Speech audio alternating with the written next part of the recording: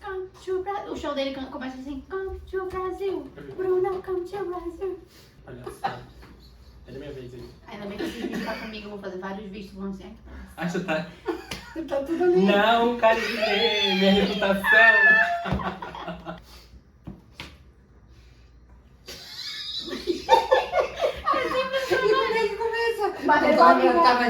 Sim, tem que ter um bordão.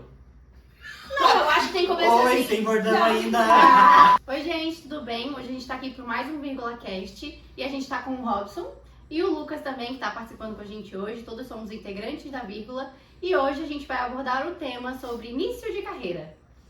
Exato. Então, a gente quer hoje conversar com vocês a respeito de muitas dúvidas que muitos jovens que estão finalizando o curso de design interiores, que estão entrando também na área, que querendo escolher um pouco sobre o que é, como trabalhar no design interiores, mas a gente já quer adiantar um pouco. Como que é depois de formado? Como que é apresentei meu projeto final e agora? O que vai acontecer? Como que eu vou captar esses clientes? Como que eu vou usar esse conhecimento todo que eu trabalhei, que eu busquei, que eu consegui trabalhar com ele em sala de aula, mas como eu vou aplicar isso para um cliente? Como que eu vou buscar e aplicar isso tudo para um cliente? E acho que nada melhor do que a gente trocar essa ideia, trocar essa experiência, né, com pessoas que passaram por isso. E eu acredito que a Karine e o Lucas, que fizeram o curso de design interiores, passaram por todas as experiências, né, tudo que foi aplicado dentro do curso e também saíram dele. Se formaram, apresentaram seu projeto, mas saíram também buscando seus clientes. No primeiro episódio lá que a gente conversou antes, a respeito, a Karine até explicou um pouquinho de como foi toda a questão do escritório, como ela captou os clientes, mas hoje a gente vai dar mais ênfase, né, nesse assunto. Então, vamos começar com a Karine. A Karine vai explicar um pouquinho para nós como que foi para ela estar formado e agora. O que você fez, como que você chegou na tua carreira depois da formação do curso? Então, depois da formação do curso, foi exatamente essa pergunta. Eu me formei, o que eu vou fazer agora, né? Na época eu trabalhava numa loja de imóveis, porém eu queria mais pra mim, eu sempre quis mais. Então eu tava simplesmente no ônibus e eu decidi, eu vou abrir um escritório. E eu não tinha ideia de como funcionava uma empresa, um escritório, o que precisava. E eu fui vendo que eu tinha que ser o financeiro, o marketing, a gestão e tudo mais, que engloba muito mais do que só fazer projetos. Então foi um desafio bem grande, porém eu decidi arriscar por gostar muito da área. Então eu gostava tanto de fazer projeto que os desafios eram poucos em busca do que eu queria. Então pra mim foi assim, eu simplesmente decidi. Eu sempre digo que eu não sou um parâmetro pra ninguém porque eu sou muito aleatória e do nada assim sai uma coragem e eu arrisco e vou com tudo mesmo. Mas eu acho que as pessoas deveriam fazer mais isso, porque sim, gente, tem mercado, dá certo, funciona, a gente precisa ter coragem pra encarar. Mas e o medo de errar, Karine? Em algum momento bateu isso, de ter esse medo? Errei, não sei fazer isso, e como vou retornar? Como que eu vou passar por esse erro e entregar novamente, fazer tudo isso? Como que você trabalhou com esse medo? Isso, o medo de errar pra mim sempre foi algo bem problemático, digamos assim, porque acabava vindo de raízes de crenças também. Então, toda vez que eu errava, eu me culpava muito, dizia, meu Deus, porque eu vou desistir da área, porque eu só erro. Era muito, muito desafiador pra mim. Acho que foi mais problemático eu ter os erros do que eu realmente pegar e criar coragem para abrir o escritório. Eu sempre tive muito medo de errar e eu não gostava, eu sempre fui cobrada pela perfeição e eu gostava de ser perfeita, né? Então eu não entendia que eu podia errar. Porém, com muita terapia, obviamente, a gente foi entendendo que não somos máquinas, todo mundo erra, né? E por incrível que pareça, o meu erro ele era muito de medida. Tô aqui abrindo abertamente, né? Eu sempre errava medidas, então ou ficava grande demais ou pequeno demais, tinha que fazer complemento, ou então tinha que cortar e dava uma burocracia muito grande. E aí eu fui mais a fundo no erro e fui entendendo o que me fazia errar. Então nisso eu percebi que a minha trena, ela não era calibrada, a minha trena digital. Então, foi a primeira coisa que eu larguei, era a trena digital, porque ela não me trazia confiança. Eu ia medir... Ela traz uma praticidade. Ela traz praticidade, mas também não sinto essa confiança. Nenhuma. Parei de usar a minha exatamente por isso. Ela não me passa confiança. Eu também não gosto, hoje eu só uso a trena manual. Óbvio que facilita muito, é muito mais rápido. Porém... Para fazer uma primeira medição, para conhecer o espaço, é ótimo. Agora, para Sim. medição final de marcenaria, aí já acho que a manual é mais Eu tranquila. prefiro a manual. Então, ali foi o primeiro cheque que eu fiz, foi tirar a trena. E nisso já reduziu muito nos meus erros, né? Óbvio que ainda tem, às vezes é um erro de comunicação, um errinho também de medida, porque as paredes, elas trabalham, né, gente? Sim. Então, eu acho que, pra mim, o essencial a gente fazer como um conselho seria identificar onde você tá errando e a gente tentar ajustar. E entender que sim, a gente vai continuar errando sempre, porque isso é comum. Pode ter 15, 20, 30 anos de experiência, o erro vai estar ali presente, porém a gente vai sanando e deixando ele menor.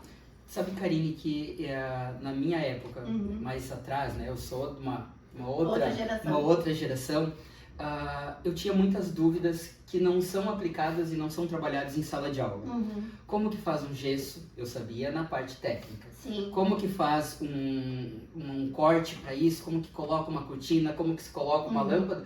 Isso eu aprendi em sala de aula, na teoria. Sim. Na prática, eu não tinha conhecimento nenhum sobre isso. Uhum. E eu lembro que o primeiro projeto que eu peguei, ele tinha tudo isso e mais um pouco. Uhum. E como eu não estava trabalhando em outra área, somente na área do design de interiores naquela época, eu larguei o que eu estava fazendo, né? Eu estava em casa, eu vou acompanhar o gesseiro a fazer todo o gesso do apartamento. Sim. E eu sentava e eu ficava ali, olhando para cima, entendendo. O que tu tá fazendo agora? Eu lembro que no final eu fiquei mais amigo, né? Do cara, do profissional que estava trabalhando. E eles diziam, pô, mas no início tu tava chato. Tudo que me perguntava. Eu disse, mas era a minha sala de aula. Sim. Era onde eu estava aprendendo. Uhum. Então, assim, hoje eu consigo ter conhecimento sobre como fazer um gesso, como arrumar, como puxar fio. Porque eu perguntei e eram dúvidas que a sala de aula não me sanou essa informação. Sim. E a gente busca isso na prática. Uhum. Que tanto que a gente já conversou a respeito disso, de o estágio ser importante. De você bater na porta, pedir um estágio, entender como é que é. Porque nada melhor que isso para tirar esses medos, essas dúvidas. Esse medo de errar, que eu acho que é o grande problema do jovem que está se formando, do aluno, né? Que está se formando de modo geral, de ir para o mercado de trabalho. O que eu vou fazer e se acontecer isso? Na sala de aula a gente não trabalha com coisas que vai dar errado. Sim, a gente Na trabalha sala de aula a gente trabalha certo. com uma planta fixa, Uhum. que não tem tantos problemas, que é fácil de trabalhar. Muitas vezes a gente está fazendo um trabalho em equipe, Uhum. que aí pede ajuda para um colega, o outro tem um pouco mais de conhecimento na área, Sim. mas quando a gente vai para nosso cliente que nós conquistamos, a gente buscou, é nós que temos que resolver os problemas que acontecem. Então eu vejo muito isso de a sala de aula, ela apresenta muita coisa, mas na prática é diferente um pouco da sala de aula. Sim. Isso também depende um pouco do curso que você está fazendo. Então eu vejo muito isso. Eu tinha muito medo, esse medo de errar também, mas o meu medo eu acho que era mais de como fazer, porque eu sabia desenhar, sabia fazer, mas não sabia na prática não sabia como é que funcionava. né? Exato. Não sabia como funcionava. Então eu acho que o meu grande erro, o meu medo de errar era esse. Sim. E Lucas, você, como que foi? Se formou há pouco tempo, não faz muito tempo. Isso, não faz nem um ano que se formou. E como que tá hoje? Com o que tu trabalha? Como é que foi para ti sair da sala de aula e enfrentar que não tem mais como ir para a sala de aula, mas tem teus clientes para captar, tem teus clientes para fazer os projetos, entender, montar esses projetos. Como é que era para ti? Como recém-formado, a gente sempre, realmente, aquela dúvida de onde que eu vou começar, como que eu vou captar cliente, como cobrar, eu acho que é a nossa maior dúvida quando a gente termina o curso. E até quando a gente está no curso, né, a gente tem essa ideia de vou cobrar por hora, vou cobrar por espaço, por metro quadrado. E até hoje eu não sei qual é a minha forma de cobrar. Eu sou recém-formado, não faz nem um ano, então eu ainda não trabalho 100% na área. Eu tô em outras áreas, administração, enfim. Mas ainda consigo fazer alguns projetos, né? Meu primeiro projeto foi com renderização. Eu fiz um projeto com uma designer já há muito tempo na área. Ela precisava urgente de fazer imagens de um projeto que ela tinha. Então fiz algumas imagens, em 2 dias a gente conseguiu fazer, entregamos. Ela gostou do meu trabalho e a gente continuou fazendo de 2, 3 projetos. E a parte que eu sou mais familiarizado hoje é com imagem. Consigo captar alguns clientes com professores, inclusive, que me ajudam, que me chamam, para iniciar na parte de captação, né? Eu preciso realmente de cliente, a gente tenta de uma forma, acredito, mais facilitada de achar, porém, eu que não cresci no meio, tenho esse problema, né? Eu não tenho um networking legal. Se envolver, né? Exato. Tá Com envolvido pessoas na área. que eu já conhecia antes do curso, não tenho esse contato, eles não se interessam pela área, então eu não consigo captar com tanta facilidade. Exato, e retornando àquele assunto, a gente não precisa ser bom em todas as áreas. Se você acha mais familiar para você trabalhar com imagens, com render, foca nessa área. É Minha isso maior dificuldade que a gente fala muito. Detalhamento. A gente não precisa ser bom em todas as áreas. Eu não preciso ser mega exemplar no detalhamento. Se eu sei fazer bem render, e é isso que eu quero fazer. Ah, não, eu gosto de fazer toda a parte conceitual, entrevistar o cliente, fazer um briefing, ter esse contato com o cliente, perfeito. Cada um trabalha, né, foca naquela área. Então, assim, como é importante, eu acho que nós estarmos juntos aqui, cada um sabe no que é bom, no que tem o seu olhinho que brilha mais, mas se for necessário, a gente pula um pouquinho para outra área, vai para outra, porque a gente também tem esse conhecimento. Sim. Mas como é mais confortável para nós estarmos fazendo aquilo que a gente gosta mesmo. Não adianta a gente fazer algo, vou me estressar de novo com isso aqui, porque eu não quero fazer isso.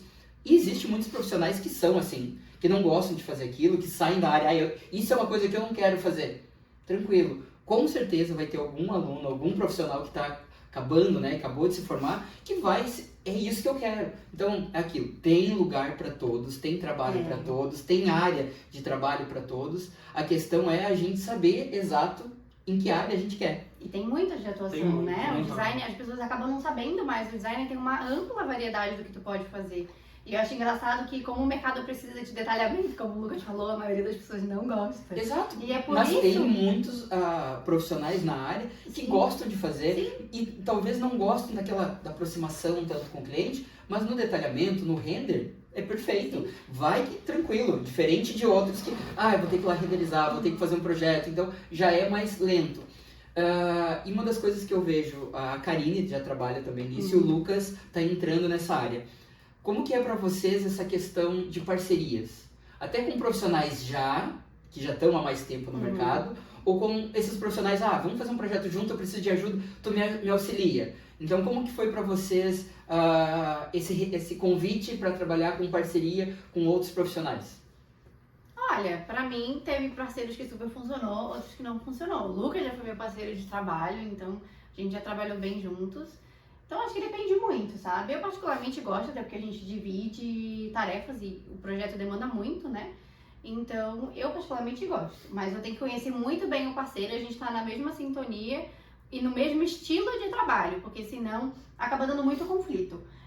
Eu englobo parcerias não só apenas de profissionais da área, mas como outras pessoas, por exemplo, engenheiro, arquiteto, até mesmo os próprios fornecedores, nós temos que todos estar na mesma sintonia.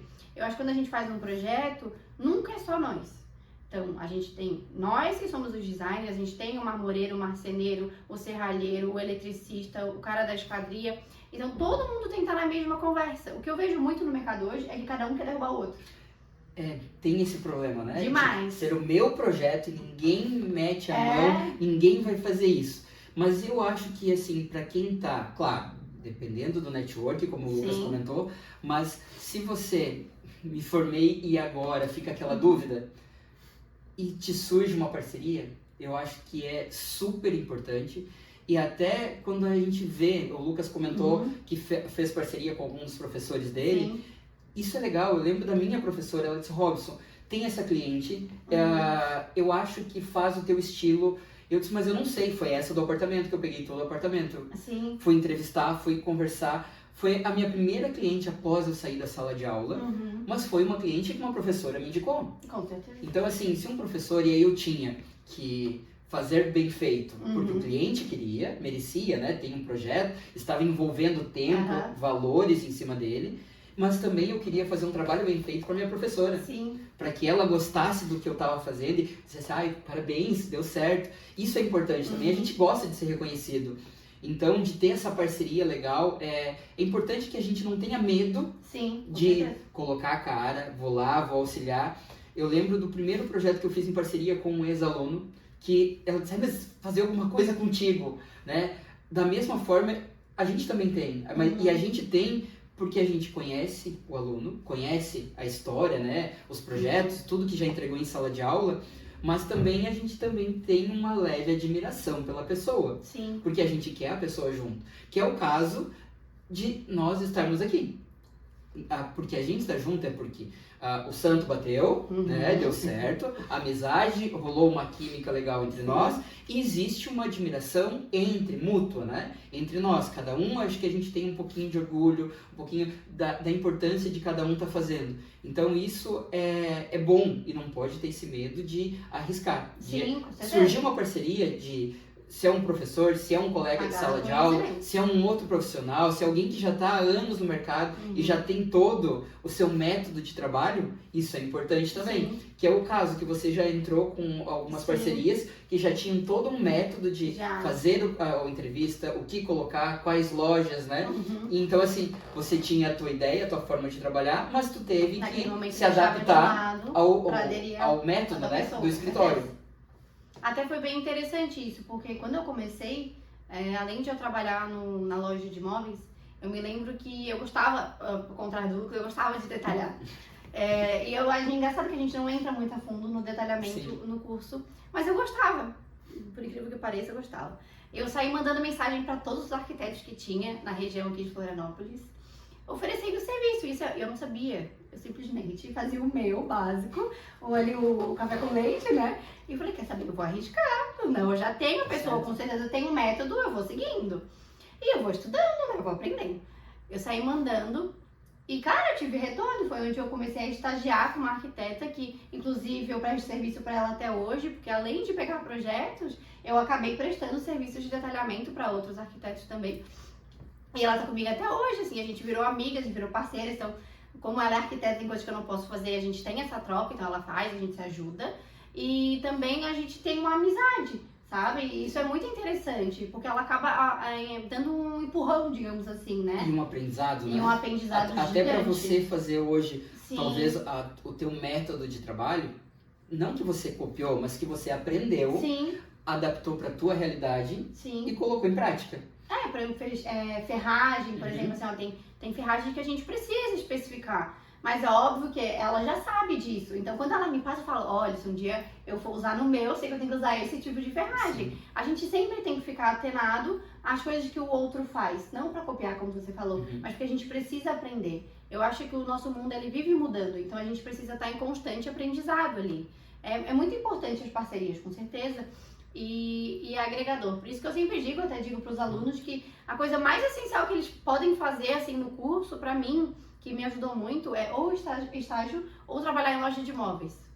Para mim é os dois pontos. Mas da mesma forma que a gente fica feliz, às vezes também dá um certo medo, né? Bastante. Lucas, essas parcerias que tu comentou, que você surgiu na tua vida ali profissional, qual foi o maior medo que você teve para entrar nessa parceria, depois que disse, eu aceito, mas quando surgiu um problema, uma dúvida, como é que era para ti, como que tu se sentia a respeito desse receio de não errar, né, mas também de aprender, buscar mais conhecimento com essa parceria? Olha, na verdade eu tinha muito medo e eu não perguntava nada pra ela. Era sempre, recorria a professora, a colega de curso, nunca perguntava nada pra ela. Quando era coisa de projeto, realmente, que eu tinha que saber qual MDF a gente ia usar, qual tipo de textura, aí eu perguntava pra ela, porque realmente a gente tem que usar o que ela queria, né? Mas esses projetos que a gente vai pegando já em andamento, né? Eu peguei, por exemplo, em andamento, a menina tinha feito algumas imagens, e eu simplesmente peguei no meio do barco, já com o projeto pronto, só para renderizar. Mas a gente teve que fazer muita alteração, isso porque o cliente pediu e a gente fez muitas alterações. Então, o maior medo realmente era perguntar. A gente não tem tanta intimidade quando uma pessoa simplesmente pega e te fala, Lucas, preciso das tuas imagens. Eu não conversava com ela, não conhecia muito bem ela, então eu tinha realmente essa dificuldade. Hoje, pergunto pra vocês, que vocês sabem muito mais que eu, eu tô aprendendo muito ainda com a Jéssica, a gente faz alguns projetos, ela me ajuda com detalhamento, inclusive, aprendi muito contigo. Detalhamento eu sou horrível, não gosto de fazer. Você acha que ele não aprendeu nada, galera? Não, aprendi bastante. Porque... Mas reforçando, Lucas, é exatamente, a gente não precisa ser bom em tudo. Sim, com certeza. Eu vou focar nessa área e eu vou seguir nisso porque mercado tem. Às vezes eu vou criar parcerias nesse momento que, ok, essa dúvida, essa dificuldade de detalhamento, outro profissional que gosta daquilo vai fazer. Eu vou fazer o 3D, eu vou fazer as imagens e vou me especializar nisso. Sim. Então, não tem essa de a gente dizer assim, porque eu não sei fazer isso, eu não vou pegar esse projeto, eu não vou entrar nessa parceria. Por que eu não posso entrar em parceria, eu e a Karine junto? Eu faço uma parte, a Karine faz outra, e a gente divide o valor, né, do nosso trabalho. Então é importante isso, a gente não ter medo de dizer sim, aceito e dividir. Não só, eu quero fazer tudo e aí eu vou passar me estressando o tempo inteiro porque eu não consigo entregar, porque eu tenho dúvida naquilo, eu vou ter que aprender para fazer, se eu sei que tem um colega, um profissional que sabe muito bem sobre aquele momento. Sim. Eu sempre tive muito medo de iniciar, né? Até a parte de captar um cliente, de como fazer briefing, como é que eu vou me portar para o cliente. Então, as pessoas que me chamaram para fazer o projeto junto, elas fazem a parte inicial e acaba que eu vou aprendendo junto, né? Quando a Jéssica me chamou, brilhou ali, a gente pensa, gente, um professor me chamou, deve estar muito bom. E aí tu começa a aprender, né? Eu fiquei com muito medo inicial, realmente, de fazer um projeto com o professor, mas abriu portas, né? A gente vai começando a fazer outros projetos e, enfim. E não é o primeiro, né? Tu não é o primeiro. Já fez mais projetos com essa professora. Então, assim, pra te ver que deu certo o segundo teve a professora, os clientes gostaram, acreditaram no trabalho, então é algo que talvez esse teu próprio medo, ele vai sumindo com o tempo. Vai, com certeza. Tendo essa dificuldade, porque cada vez mais a gente vai aplicando ele. Então, o que a gente quer falar hoje é exatamente sobre isso. De não ter medo de iniciar uma parceria, não ter medo da gente colocar a cara, né? Essa sou eu, sou a Karine, eu sou o Lucas, eu sou o Robson e a gente quer trabalhar, eu estou disponível, eu tenho... Estilo. Exato, é assim que eu quero. Então, como é importante a gente colocar ali, e as pessoas sabem que você é designer interiores, teus amigos... Todos os amigos? Mas assim, às vezes eu vejo pessoas falando, porque eu quero uma vaga de estágio, mas teu ciclo de amigos, tuas redes sociais, sabem que você é designer interiores? Básico, né? Sabem que você é designer interiores, que você está procurando um estágio, está disponível para fazer um projeto, porque às vezes tu tá fazendo curso, mas tu tá trabalhando em outra área. Mas você também está disponível, só que ninguém sabe. Sim, ninguém sabe que você está disponível para isso. Então é importante a gente não ter esse medo e aproveitar as parcerias e as oportunidades que surgem na nossa vida. E também criar oportunidades. Exato, criar essas oportunidades, né? Não ficar esperando sentado no nosso sofá, esperando alguém que vá surgir e diga assim, Karine, eu quero que você faça um projeto. Pode surgir? Pode, claro, mas... Pode, mas não é sempre que as coisas funcionam assim. A gente vai finalizando por aqui. Antes disso, a gente pede para vocês compartilharem, darem o like, curtirem, passar para os coleguinhas, porque você sabe que tem alguém que tem dúvida, compartilha para esse colega que vai ajudar a gente e da mesma forma vai trazer esse nosso conhecimento, essa nossa conversa de hoje, vai passar um pouco de conhecimento para essa pessoa que está lá com algumas dúvidas. E também deixar nos comentários pra gente os medos de vocês. Contem pra gente o que vocês queriam saber. Qual informação seria importante para o início de carreira de vocês? Até porque a gente pode fazer outros vídeos falando sobre isso, né? E respondendo essas dúvidas, essas perguntas de vocês. Nós queremos ser um suporte pro início, assim, né? Então eu acho que é bem interessante. Eu acho que o essencial do design é vocês terem isso, um apoio, um suporte. Muito, muito importante. Que é sempre bom. É isso? É isso. Tchau, pessoal. Tchau. Obrigado.